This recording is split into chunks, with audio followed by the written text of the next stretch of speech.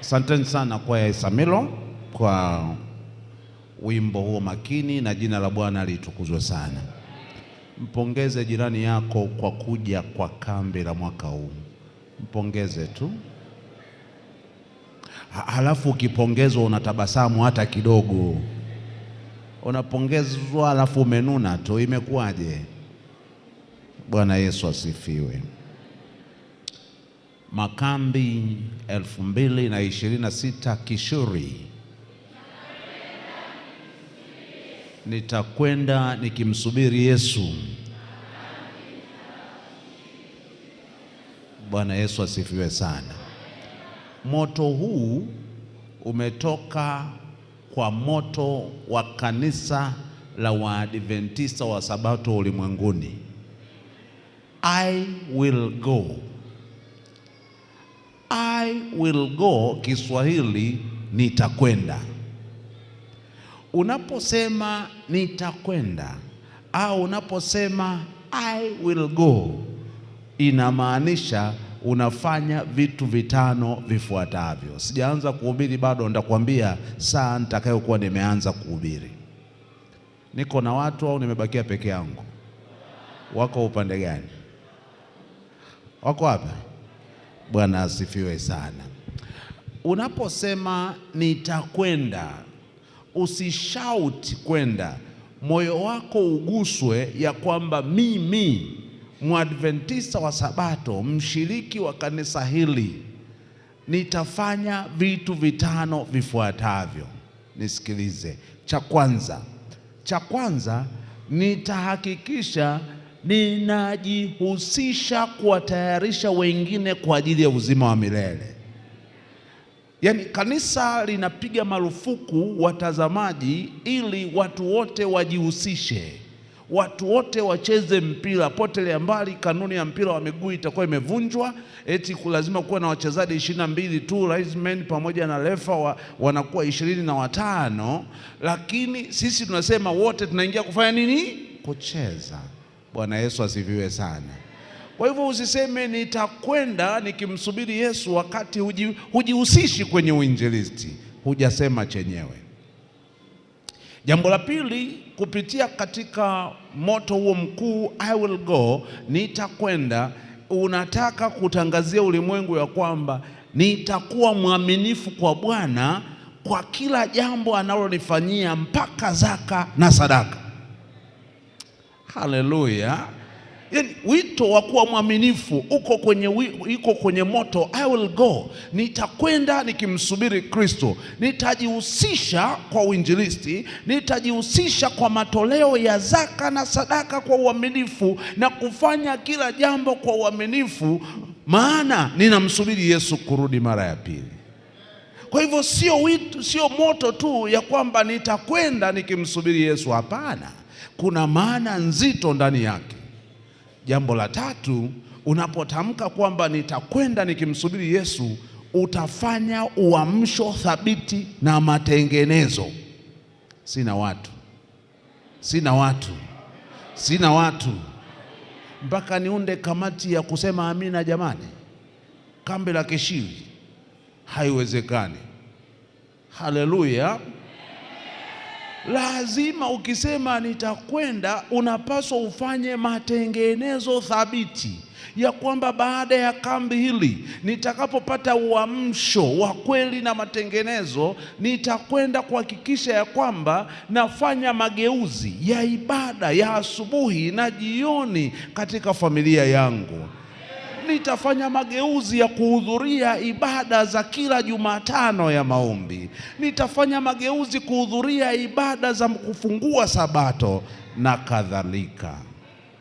Kwa hivyo ukiimba nitakwenda nikimsubiri Yesu kama moto mkuu wa kambi la mwaka huu, maana yake halisi utaanza kufanya matengenezo ya kweli. Na ndio maana kwenye vipindi vya kambi la mwaka huu kuna vipindi vimeongezwa, vipindi vya acha vya kaya na familia vilikuwepo, lakini kipindi cha turejee madhabahuni hakikuwepo makambi ya miaka yote, isipokuwa kanisa la Mungu limefunuliwa sasa kuingiza. Maana kambi hili si kambi la program, ni kambi la kiroho. Watu wanakuja kukutana na mfalme, na sisi kama viongozi na wahudumu wenzangu tutahakikisha kwamba tunainua mioyo yenu ikaribie na Kristo, ili isiwe kuhudhuria kambi tu la kila mwaka. Haleluya. Kambi 2026 Kishili. Bwana Yesu asifiwe sana. Unapotamka nitakwenda, vitu gani vinakuja kichwani? Naam, vitu gani vinakuja kichwani? Vitano. Cha nne, tukisema makambi 2026 Kishili au mahali pengine pote nitakwenda nikimsubiri Yesu, tunasema hivi ya kwamba tutabadilisha taswira za mahali petu pa ibada, maana tunataka tumuinue Kristo. Tunataka Yesu ajulikane hapa. Yesu ajulikane katika maeneo yetu ya ibada. Isije kasemwa hivi, watu gani wanaosali kwenye kijikanisa hiki hakina mbele wala nyuma. Hapana, watu waje kwa majengo yetu ya kanisa waseme Bwana yuko hapa. Nitakwenda nikimsubiri Yesu. Haleluya. Na jambo la mwisho kati ya mambo matano, ukisema I will go, nitakwenda, ina maana tunahitaji makanisa yetu yasimamiwe na uongozi bora na thabiti. Haleluya.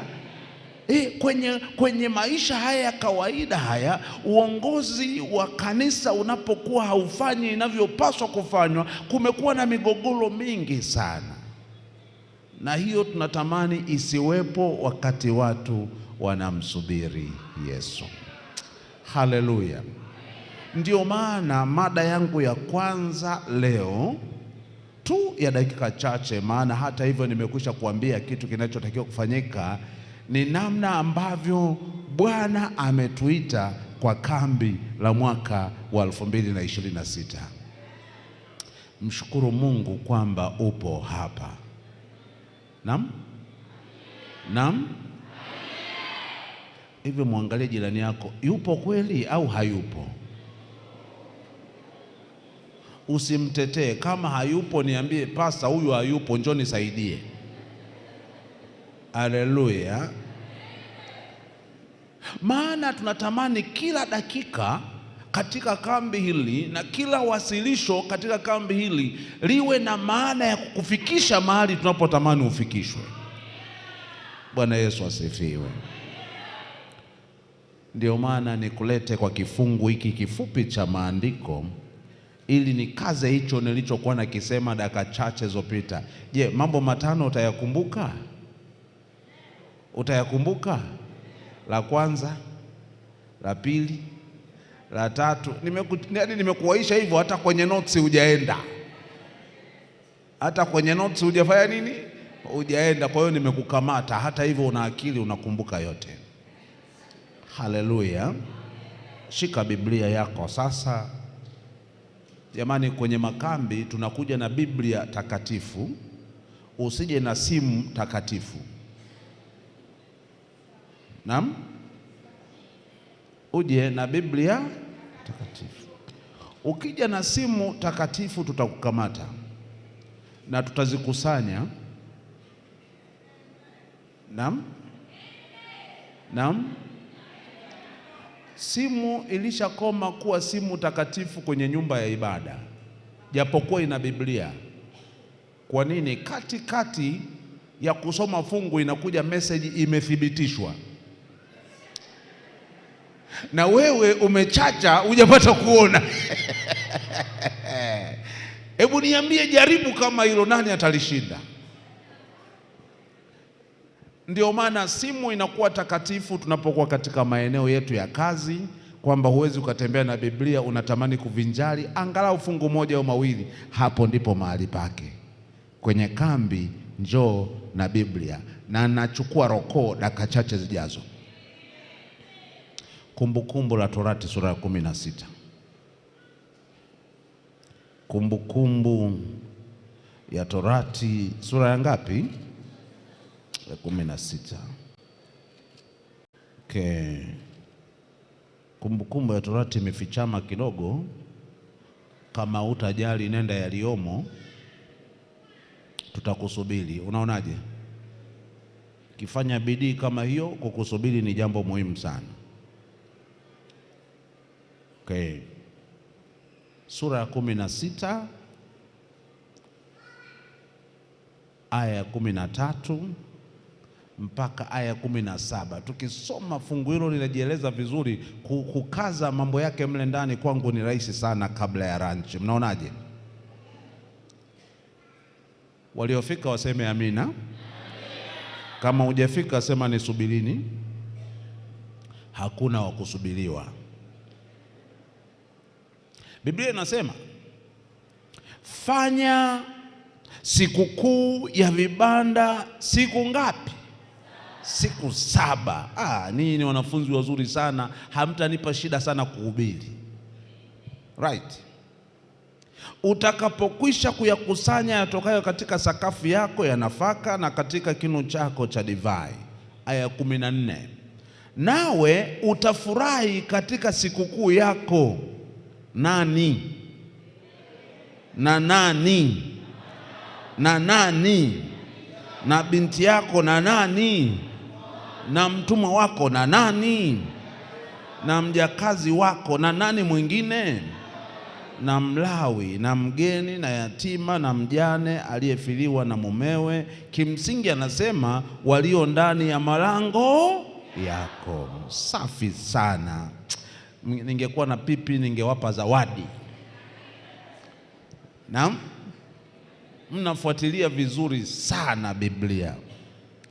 Aya 15 anasema siku 7. Siku ngapi? 7. Mfanyie sikukuu Bwana Mungu wako mahali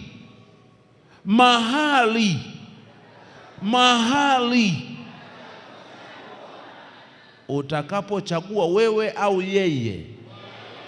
Bwana atakapochagua. Tengeneza mstari hapo. Kwa kuwa Bwana Mungu wako atakubarikia katika maongeo yako yote na katika kazi zote za mikono yako, nawe uwe katika kufurahi kiasi gani?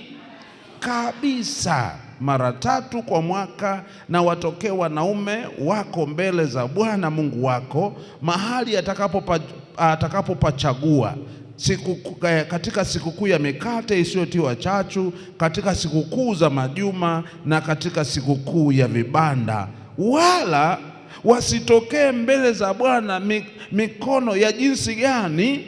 Mitupu. Kila mtu na atoe kama awezavyo kwa kadri ya baraka za Bwana Mungu wako alizokupa. Mwisho wa kunukuu. Hilo ndilo neno la Bwana. Haleluya. Basi na tuombe. Baba mwema, kama kuna saa ya kuongea na mioyo ya watoto wako ni sasa. Niongoze, nisaidie kutumia maneno rahisi yatakayoeleweka, ili watoto wako hawa waliochagua kuja kwa ibada asubuhi ya leo, utakapokuwa ukiendelea kuwabariki kwa neno lako, wabariki kwa kila hitaji walilo nalo. Kuwa pamoja nasi katika saa hii, maana tumeomba na kuamini katika jina lake Yesu, amina. Katika kifungu hicho cha maandiko, naam, katika kifungu hicho cha maandiko, wewe nisikilize, mimi nikitika naam, wewe unatikia yaani katika kifungu hicho cha maandiko, yaani hiyo ndo style ya kambi. Nisiposikia hilo ina maana sina watu. Imekaa sawa? Narudia tena, katika kifungu hiki, wengine wamejisahau. Ikiwa kuna mtu hajasema hivyo, mkamate alafu mwambie mchungaji, huyu hapa, mimi nitajua la kufanya kwa ajili yake. Jambo la kwanza ambalo napenda ulipigie mstari katika aya ya 13 pale, Biblia inasema fanya sikukuu za vibanda. Nisikilize, anayesema fanya sikukuu za vibanda ni nani? Ni Bwana. Very good. Halafu wewe ni Mwadventista msabato, kweli ama uongo? Hata kama kuna mgeni amekuja atambue sisi ni Waadventista wa nini? Wa Sabato. Tunatunza siku ya 7 ya juma. Kwa nini? Hapa amesema fanya sikukuu ya vibanda, imeeleweka. Nani? Bwana. Wewe unatunza Sabato, nani kakwambia utunze Sabato? Sasa ikiwa Bwana amekwambia utunze Sabato, naam, Bwana huyo anakuambia fanya sikukuu za vibanda, kipi kina uzito, sikukuu za vibanda au Sabato?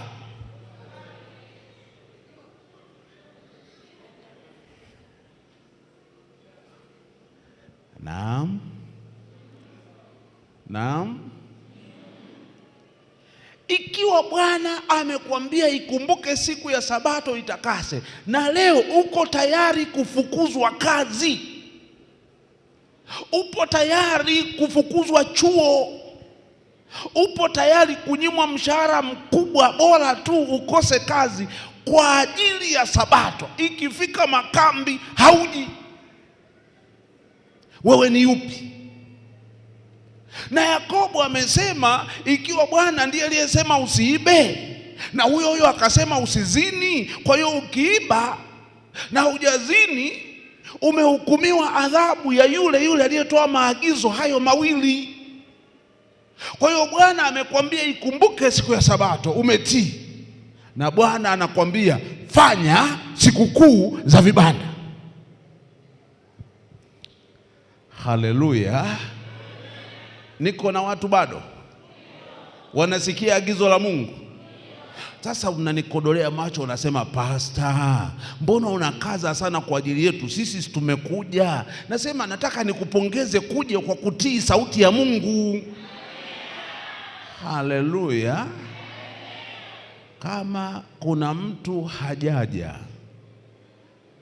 mpe pole, maana ameacha kutii sauti ya Mungu ya kufanya sikukuu za nini? Za vibanda.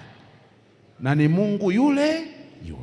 Hilo lilikuwa jambo la ngapi? La kwanza. Jambo la pili ambalo linakaza jambo la kwanza. Naam. Jambo la pili ambalo linakaza jambo la kwanza ni hili. Ukisoma Kutoka 20 aya ya 8, sitaki usome maana liko kichwani. Limesema hivi, ikumbuke siku ya Sabato ufanye nini? Siku 6 fanya utende mambo yako, lakini siku ya ni Sabato ya Bwana Mungu, usifanye kazi nani wala nani. Umeona orodha ile? Umeona ile orodha? Fuatilia orodha yote ile, yani orodha iliyowekwa kwenye amri ya 4 ya ikumbuke siku ya 7, ndio orodha iliyowekwa kwenye Kumbukumbu sura ya 16 aya tulizozisoma. Maana utakuwa mwenye kufurahi wewe na watu wote wanaopaswa kuhudhuria. Punga mkono kama mmenipata vizuri. Haleluya. Sasa unaona amri ya Sabato inavyokamatana na amri ya Mungu ya kusherekea sikukuu za vibanda. Naam. Ikiwa Sabato ni kutaniko la kiroho, na katika Biblia hapa nitakwambia haijatajwa Sabato tu, zimetajwa sikukuu 3 muhimu sana kwa Waadventista wa Sabato, na nitakwambia zilivyo muhimu na hupaswi kukosa hata moja. Namba 3, jamani, si tunakwenda sawa? Sikwambii ziko ngapi ili nitakapoishia niishie usinidai. Naam. Namba 3 anasema siku 7 aya 15, siku 7 mfanyie sikukuu Bwana Mungu wako mahali atakapo nini pachagua Bwana. Nisikilize vizuri. Mahali atakapo pachagua Bwana. Kama una Biblia yako vizuri, Bwana iliyoandikwa hapo, niambie ni Bwana ipi kati ya Bwana 3 nitakazozitaja? Bwana iliyoandikwa hapo ni Bwana ngapi kati ya hizi nitakazozitaja? Ya kwanza, kuna Bwana yenye herufi ndogo zote. Ya pili, kuna Bwana yenye herufi kubwa B peke yake, nyingine zote ndogo. Halafu kuna Bwana yenye herufi kubwa zote japokuwa iko katikati ya sentensi. Bwana yenye herufi kubwa zote. Naomba nikupe elimu mpya na nzuri tena ya kukusaidia. Mahali popote katika Biblia, hiyo Bwana ulioiona hapo ndiyo Bwana iliyoandikwa kwenye amri ya 4. Siku 6 Bwana alifanya kazi. Utaikuta Bwana yenye herufi kubwa zote. Na sasa sina watu. Na sasa ukiona kuna Bwana imeandikwa kwa herufi kubwa zote, ujue hapo ni jina halisi la Mungu wetu limewekwa hapo kwa niaba. Kiebrania ilikuwa Waebrania wenyewe wakishafika hapo kusoma hiyo Bwana hiyo, maana kwao ilikuwa imeandikwa neno Adonai, Mungu mkuu, muumbaji na mkombozi wetu. Yeye ndiye Mungu tunayepaswa kumwabudu. Yeye ndiye aliyesema ikumbuke siku ya Sabato. Yeye ndiye anayesema atatuchagulia mahali pa kufanya sherehe na sikukuu za vibanda. Haleluya. Neno atakuchagulia mahali. Mwambie jirani yako, hata hivyo pastor anaendelea kumaliza, maana hata hivyo umechoka kumsikiliza. Mwambie usiache. Unaona? Sasa anasema hivi. Unajua anasemaje hapa? Sina watu. Unajua anasemaje hapa? Sina watu. Unajua anasemaje hapa? Yaani anasema hivi, mahali atakapopachagua Bwana. Sasa nikashangazwa na neno mahali atakapopachagua Bwana nilipokwenda kuvinjari kwenye vitabu vya fafanuzi vya roho ya unabii. Naomba nikuambie sasa. Sina watu. Naomba nikuambie hapo ndani kuna vitu 4. Hapo ndani Bwana atakapopachagua kuna vitu vingapi? Vitu.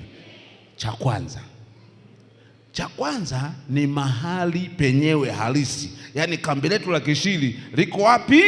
Kishiri. Wapi? Ni wapi Kishiri? Hapa. Wapi? Huna kidole. Wapi? Hapa. Haleluya. Wapi?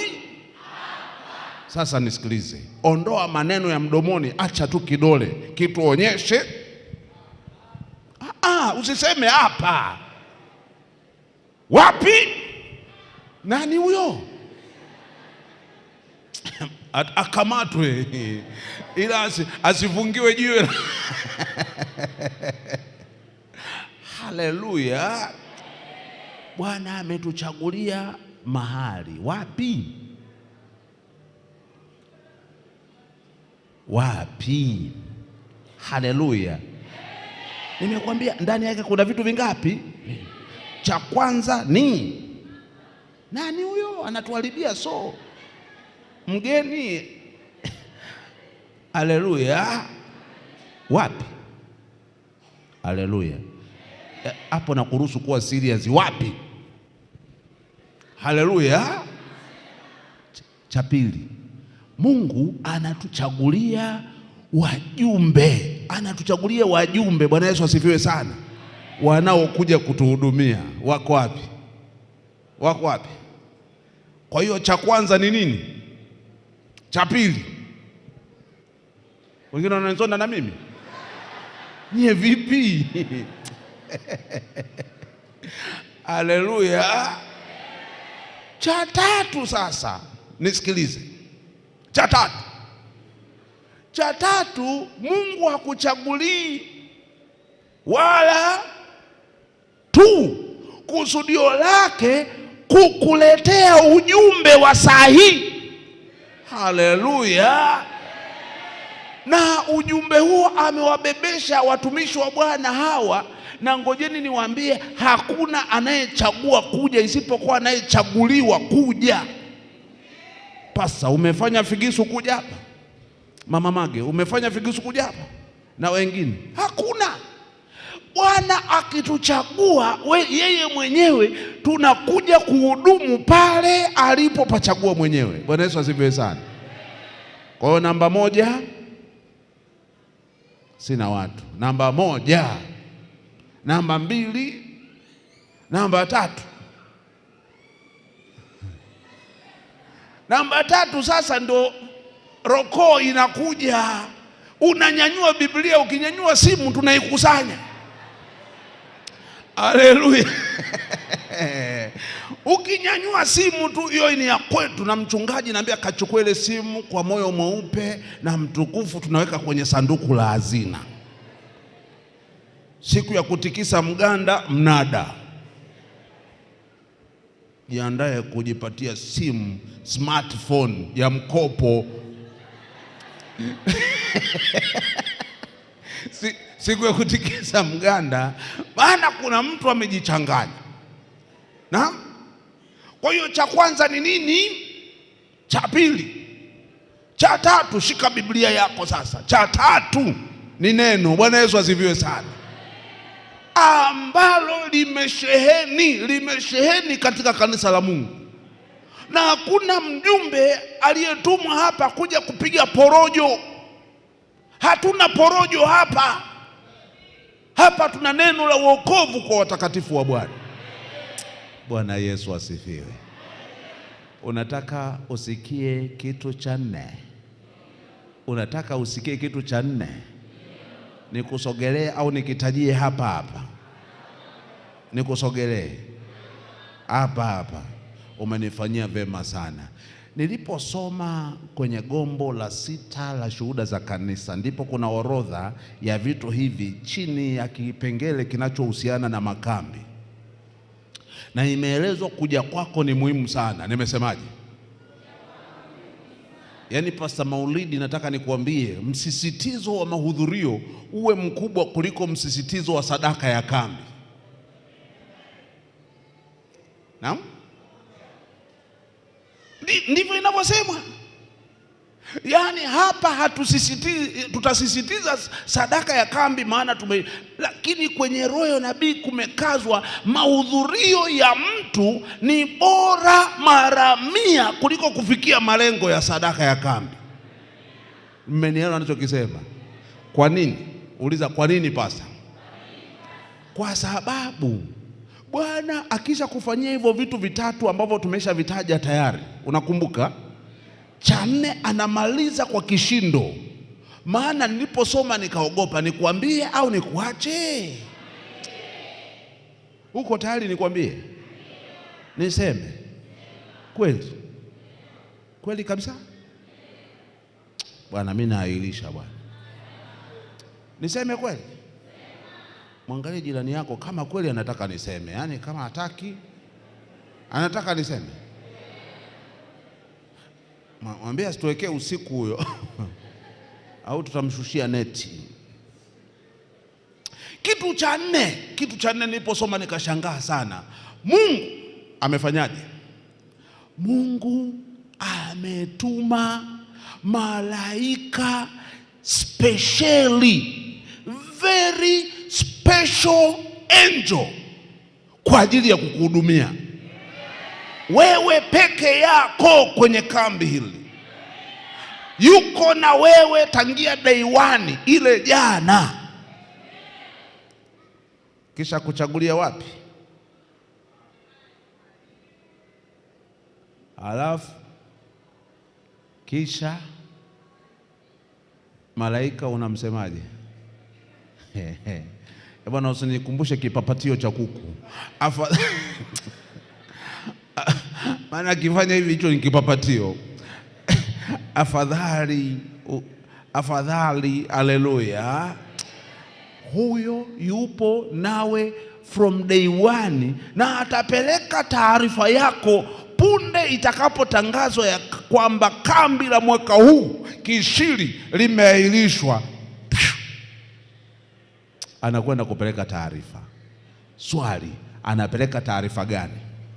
Moja, ikiwa ulikuwa unahudhuria hapa kila kipindi, kila wakati, hakuna neno lilosemwa hapa alikuanguka chini, huyo malaika ana furaha kwenda kupeleka taarifa zako.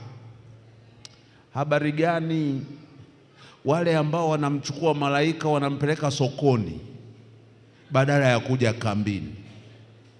Malaika anaandika taarifa hiyo machozi yakimtoka, maana hakutumwa kwa ajili ya yani kwa mahangaiko ya dunia. Wiki hiyo ni wiki ya wewe kuokolewa, wewe kuelekezwa habari za ukombozi. Ndio maana inasemwa hapa, myaonapo hayo changamkeni. Maana ngoja nikwambie, yanayoonekana leo duniani, vita, matetesi ya vita na magonjwa ya kutisha, yanaleta hofu. Kweli ama uongo? Lakini kwenye kambi hili tunataka tukuhakikishie ya kwamba ratiba ya Mungu haiingiliwi na chochote mpaka anatukomboa. Ndio maana anasema myaonapo hayo waacheni wanaohaha. Unatakiwa kuchangamka. Haleluya! Maana kuna ahadi, na Mungu atatutunza, atatuvusha kwenye changamoto, atatupa majibu ya changamoto zetu. Haleluya! Ndio maana kambi la mwaka huu si kambi la kawaida kama siku zote. Kama unadhani litakuwa kama la siku zote, mimi nakushauri tu, pima tu, tulia hapa miguuni pa Yesu. Tunapokwenda kwenye madhabahu, hakikisha umeandika mambo yako hayo, umeyaweka kwenye sanduku la maombi. Nami na timu na wazee wa kanisa na timu ya maombi tutachukua muda wa ziada kuomba kwa ajili ya mambo hayo, maana tunatamani Bwana akufanyie. Akisha kufanyia na kutimiza ahadi, atakaza imani yako, na imani yako itakuwa yenye isiyotikisika. Bwana Yesu asifiwe sana. Umekumbuka vitu vinne? Naam, cha kwanza, cha pili, cha tatu. Natulia kwenye cha tatu kwanza. Natulia kwenye cha tatu. Hamna simu. Pasa hujaona simu mali? Ani ile na rekodi usiofu mama ndiye. Mama ameshusha, alikuwa na rekodi akasema isi ikachukuliwa kwenye sadaka nani? Kwenye sadaka kutikisa mganda. Mungu akubariki sana. Haleluya. Na hapo kwenda kumalizia kukaza mambo machache yanayozungumzwa kwenye sikukuu za vibanda, moja ya sikukuu makini kwa kanisa la Waadventista Sabato. Anasema hivi, mara 3 kwa mwaka na watokee wanaume. Umeliona hilo, moja ya mafungu, watokee mbele za Bwana. Kuna dini kwenye sikukuu za vibanda, iko mwishoni. Kwanza sikukuu ya majuma. Ikisemwa sikukuu ya majuma ina maana Sabato. Bwana Yesu asifiwe sana. Sabato mpaka Sabato. Na watokee wanaume, na watokee wacha Mungu wa Bwana, kumwabudu Bwana katika roho na kweli. Bwana Yesu asifiwe sana. Halafu sadaka ya mkate usiotiwa chachu ni Sabato ambayo imetangazwa ya meza ya Bwana. Haleluya.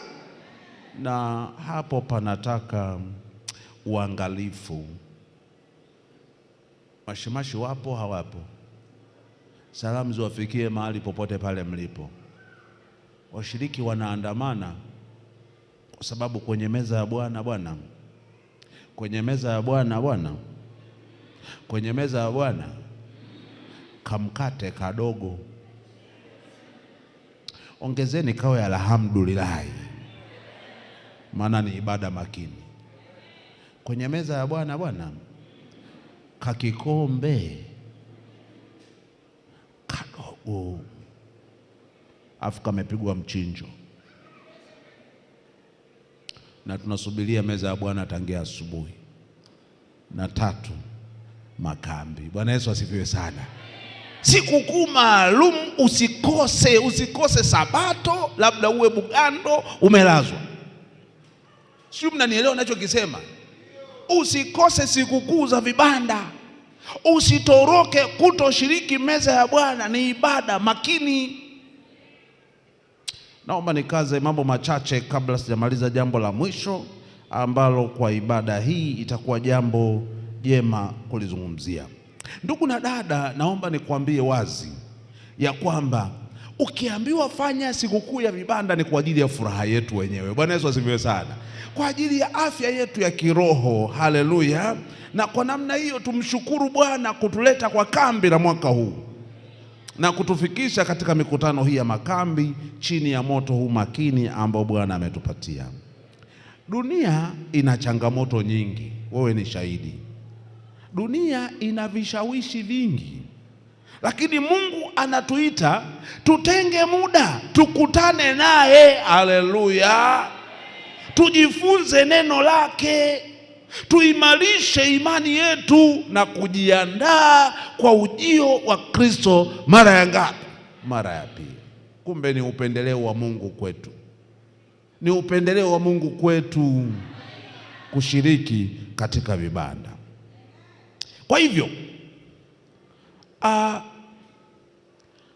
ninakusihi uzingatie ya kwamba hatujaja kwenye kambi la mwaka huu kama program iliyotangazwa tu ya kwamba ni mkutano wa makambi mwaka huu. Ninaomba na kukusihi ujue wazi kwamba Mungu amekuita. Niwaambie rafiki zangu wa Isamilo, najua mlikuwa na kambi Isamilo, au bado? Bado. Hata kama usipohudhuria hilo kambi, hili laweza kutosha kwa mwaka huu. Maana yake ni nini? Waweza kufanya maandalizi ya kutosha ya kiroho kwa kambi hili, maana hatujui kama tunaweza kukutana na kambi jingine.